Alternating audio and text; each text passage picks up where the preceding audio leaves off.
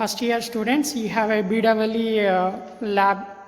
Okay, so in that lab you need to do a theoretical calculations for each and every experiment.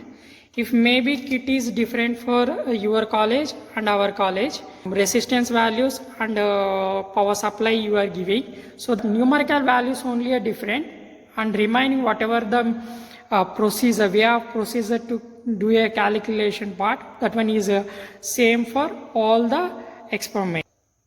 I have provided all theoretical calculations here for all the experiments. You have to use this opportunity and solve your theoretical calculation in your lab. You have to subscribe my channel and then refer to your friends also. They will also use this opportunity.